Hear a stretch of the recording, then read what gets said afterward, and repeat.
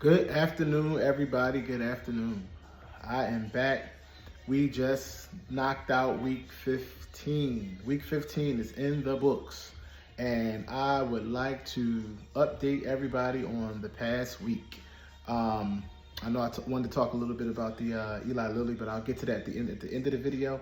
I know a lot of times when I'm watching videos, I want to know how did the week go as far as progress. And I'll give it to you first.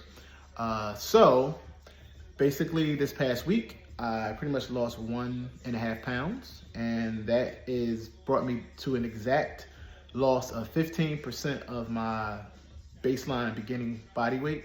So I went from 319.6 to 271.4.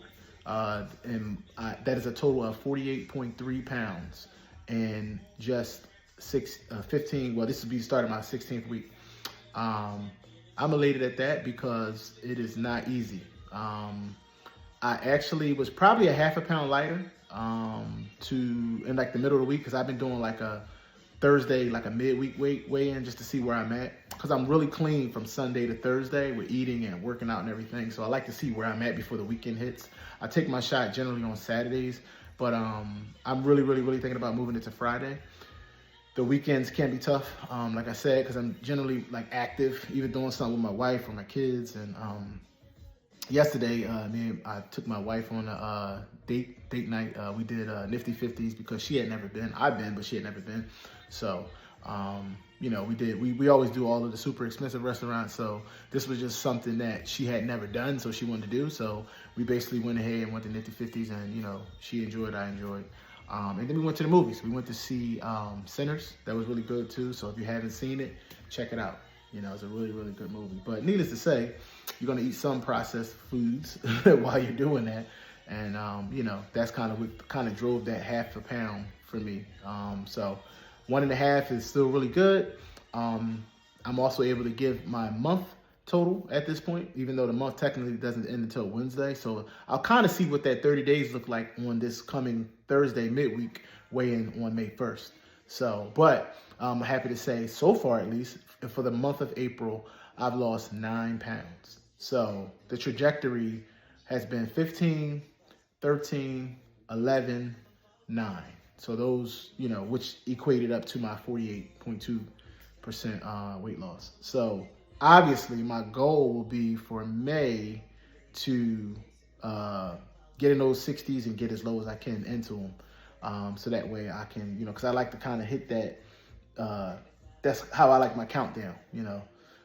When I started out in the 3s, got into the 90s, got out of that, got into the 90s, the 80s, 70s, and now, in May, that would be my objective, is to get through the 60s, because obviously I'm just shy of the halfway point for my goal, because my goal is 100 pounds. I want to be 220 by, I want to say November. Give myself till November to kind of get there, even though it wouldn't be a year until January. So I know it gets harder and harder as we go. So at least over the last 30 days, 2 pounds a week has been my, which is perfect, because you really realistically should be losing about 4 to 8 pounds a month. So I was a heavier weight, so therefore, I like to be at the top end of what that looks like, and that is 2 pounds a week or 8 pounds a month, and I'm at 9, so still, clicking the right way. Obviously at some point it'll be, you're trying to get 4, you're trying to get to 2, as it goes, further and further. But like I said, I'm just super happy with my process, and like I said, I created this channel to be an example that it can be done, especially for, African-American males who sometimes, aren't open and don't, not all, but sometimes quite a bit of us aren't open and kind of shy away from, things of this nature, health related. That's that. As far as the weight, I'm just going to keep on clicking. I'm on 7.5.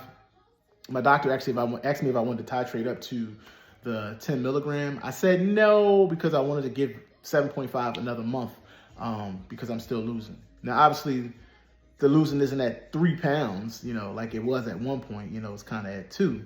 But I want to give this another month, and then again, so if I lose another 10 pounds and I'm not kind of like at that, and it's getting a little tougher, next month I'm thinking about I may titrate, to that 10 I should say in June, because it's still April technically. So June is when I would go to that. And that would be my final stop. I don't want to go any farther than that, because I don't, from what the studies show, there isn't much of a difference between weight loss anyway, between the 10 milligrams and the 15. It just isn't. It's like 1%, so that's more of a satiety thing.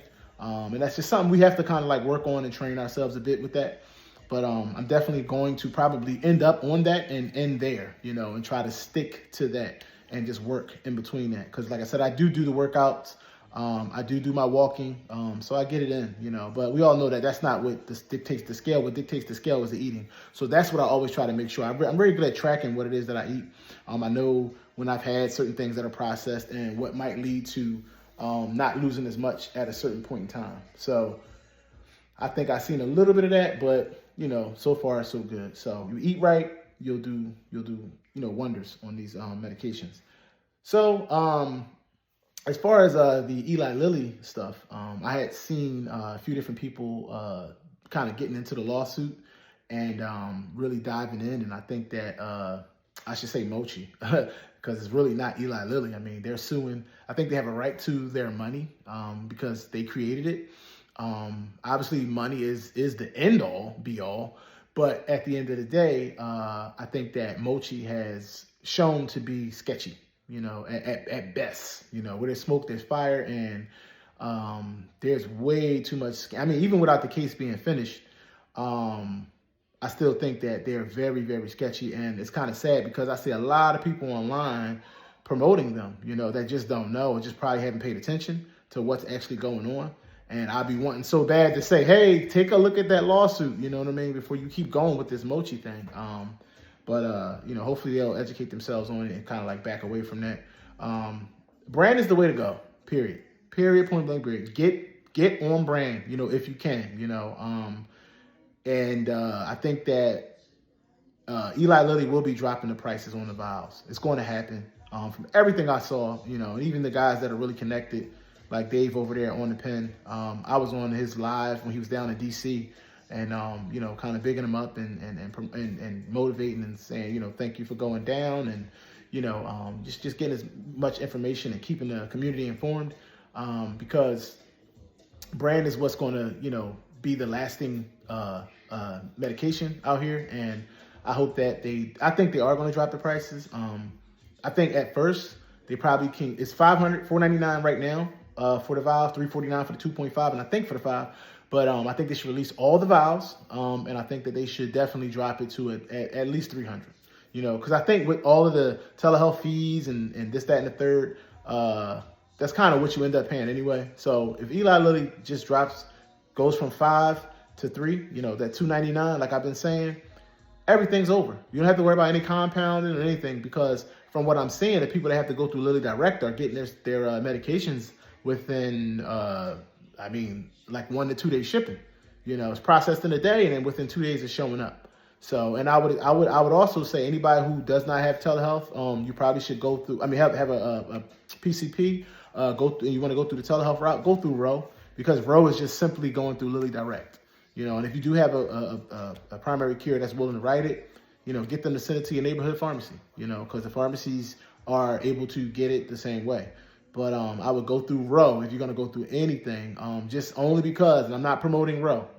This information that I'm giving has nothing to do with any kind of sponsorship, because I'm not sponsored. So I'm only saying go through Row because they utilize, and they've been very vocal about, Lilly Direct. So you're literally like dealing with Lilly when you deal with Row, as far as that, if you don't have a primary care provider. If you have a primary care provider, I say go to your primary, send it over to your pharmacy. Simple as that. But that's just kind of like my stance. But just looking at the landscape and looking at all of the wonderful things that are coming out, the new drugs on the horizon, it's really exciting for people that actually have issues, with weight loss or diabetes and things of that nature. The weight loss pill is not something that I would ever do. Or I don't say ever. Ever is a strong word, but it's not something that I feel like I'm interested in, especially not knowing that I can take a pen once a week and that be that. I mean, heck, I'd love to take the pen once a month. They talked about having that come out. So if you can get to the point where you're taking the pen once a month, who would take a daily pill? You know, I mean, that just, to me, doesn't make any sense. I mean, to each his own, because some people do fear the needles.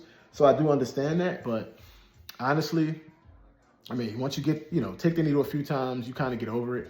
And, if you can take a pen once a week, or even possibly in the future, once a month, I mean, you're going to go that route. And then like with the weight loss, being at, and I'm talking about orforglipron, with the weight loss being at like 7 to 8%, to me, that's very, very, very, very low, for you to be doing something daily. Now, if you don't have much to lose, then yeah. But for us individuals that started out, on the clinically obese, because I think that's the proper term to say for it now. I was my BMI was a 42 when I first started. I'm happy to say it's a 35 right now, which is still not amazing, but it's definitely way better than 42.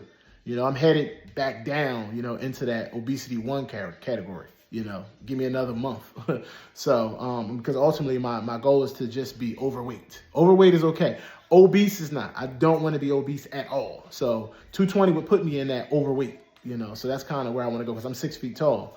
So being 6 foot tall and 220 would put me in a category where I would be under or shy of that obese category. Now, obviously, you want like a 10-pound swing. So if I can get down to 210, amazing. I don't know if I can get there, but if I can, that'd be great. That's another 60 pounds. So if I can do that, amazing. Because then that way I'll have that 10-pound swing where I won't have to worry about getting into that obese category. I mean, 200, like people have said 200, I'm like 200, that seems a little, I mean, Wonderland, no, not at all. Not Wonderland, not for me. I mean, because obviously for me to be a healthy BMI, they want me to be at 183. No, don't see it. But 200, I could possibly see that, but no, realistically, I think 220 is where I probably, but I've seen a lot of people start their journey, they say a certain number and then they end up, where they say they might not end up, like I said, 200 is possible. I don't really see it, but it's possible. 183, no.